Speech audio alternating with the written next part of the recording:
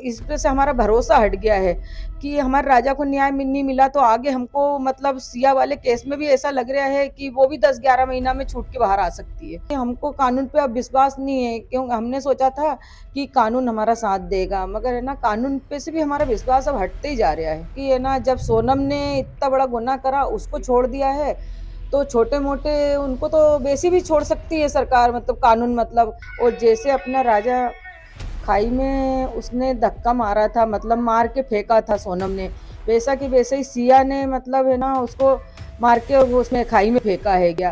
देखो मैं वो बाहर रहने का बोल रही है, मेरे को तो हमको तो कानून पे भरोसा था और कानून के भरोसे ही हम अभी तक बैठे थे कि कानून हमारा साथ देगा, मतलब हमारे राजा को इंसाफ मिलेगा, मगर हमको आज तक इंसाफ नहीं मिला। नहीं, सोनम को मतलब अपन सजा दिलवा के मानेंगे, मगर वो हमारा वकील ने भी क्या करा हमको कुछ समझ नहीं पड़ रही है कि सोनम जेल के अंदर होना चाहिए तो बाहर कैसे मतलब वो कर रही है। मई 2025 में मेघालय में हुआ चर्चित हनीमून मर्डर केस पूरे देश में सुर्खियों में रहा था। अब इस मामले की गूंज सुप्रीम कोर्ट तक पहुंच गई है। मेघालय सरकार ने आरोपी सोनम रघुवंशी को मिली जमानत के आधार पर सुप्रीम कोर्ट का दरवाजा खटखटाया है। आज इस याचिका पर सुप्रीम कोर्ट में सुनवाई होनी है। दरअसल शिलोंग की ट्रायल कोर्ट ने सोनम रघुवंशी को जमानत दे दी थी। जमानत के दौरान सोनम के वकील ने कोर्ट में कहा कि गिरफ्तारी के वक्त पुलिस ने उन्हें ये साफ तौर पर नहीं बताया कि आखिर किस आधार पर गिरफ्तार किया जा रहा है। इतना ही नहीं, पुलिस की केस डायरी में भी एक बड़ी गलती सामने आई। जहां बीएनएस की धारा 103(1) लिखी जानी चाहिए थी, वहीं गलती से धारा 403(1) दर्ज करा दी गई।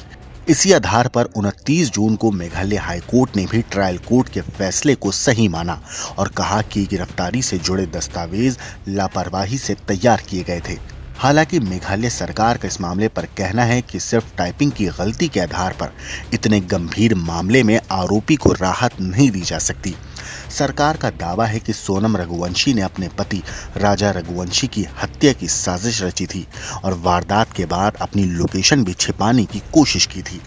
आपको बता दें कि राजा रघुवंशी अपनी पत्नी सोनम के साथ हनीमून मनाने मेघालय गए थे। वहीं कुछ दिनों के बाद उसका शव लावारिस हालत में बरामद हुआ।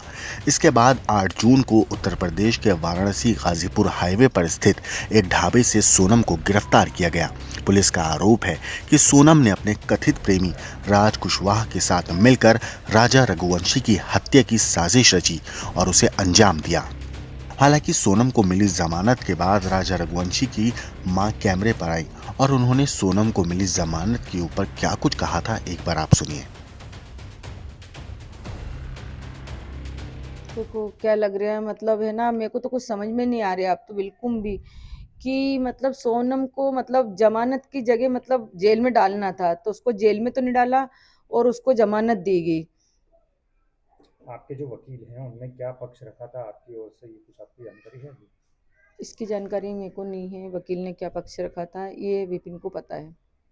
क्या बातचीत हो रही थी इतने दिनों से आपकी आपके वकील से, ये कुछ? नहीं, ये जो बातचीत हो रही थी ना वो तो मतलब बोल रहे थे कि नहीं सोनम को मतलब अपन सजा दिलवा के मानेंगे, मगर वो हमारा वकील ने भी क्या करा हमको कुछ समझ नहीं पड़ रही है कि सोनम जेल के अंदर होना चाहिए तो बाहर कैसे मतलब वो कर रही है। लगातार टीवी चैनलों पे भी आ रही है, अपना इंटरव्यू दे रही है, बोल रही है कि मैं बाहर ही रहूंगी।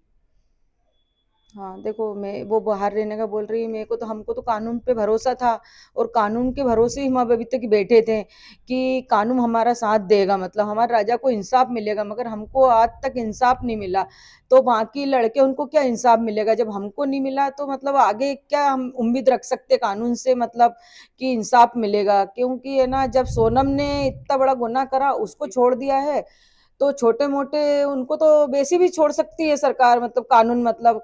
क्योंकि हमको कानून पे अब विश्वास नहीं है, क्यों हमने सोचा था कि कानून हमारा साथ देगा, मगर है ना कानून पे से भी हमारा विश्वास अब हटते ही जा रहा है। अब क्या लग रहा है, राज और विशाल और इनके जो आकाश वगैरह जो साथी, क्या इनको भी जमानत मिल सकती है इसके बाद में? हाईकोर्ट दे सकता है जमानत? देखो उनका तो अभी मैं कह नहीं सकती हूँ कि इसको मिल सकती है तो उनको क्यों नहीं मिल सकती, जबकि ये इतनी बड़ी अपराधन थी। इसने खून करवाया था तो इसको मिल सकती, तो आगे अपन कुछ बोल नहीं सकते, अब मेरे को तो बिल्कुल समझ में ही नहीं आ रहा है।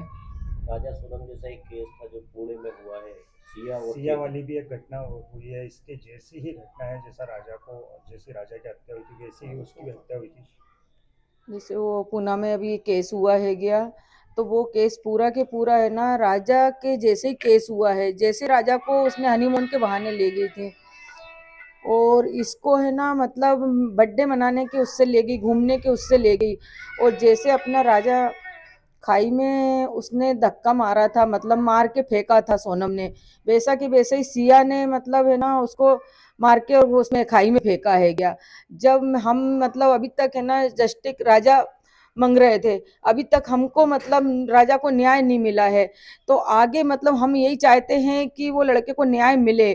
तो मतलब यानी जब इस पे से हमारा भरोसा हट गया है कि हमारे राजा को न्याय नहीं मिला, तो आगे हमको मतलब सिया वाले केस में भी ऐसा लग रहा है कि वो भी 10-11 महीना में छूट के बाहर आ सकती है। क्या लगता है आपको ऐसी लड़कियां जो हैं वो और ज़्यादा अपराध करने की ओर आगे बढ़ेगी, क्योंकि ऐसी घटनाओं में तो इनको जमानत मिल जाती है?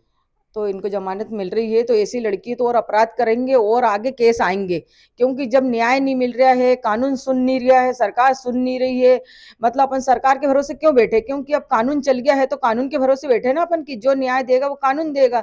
जब कानून सच्चाई के साथ नहीं दे रहा है तो ऐसी लड़की उनको तो मतलब और मतलब हौसला मिल रहा है क्या। Bureau report, crime time.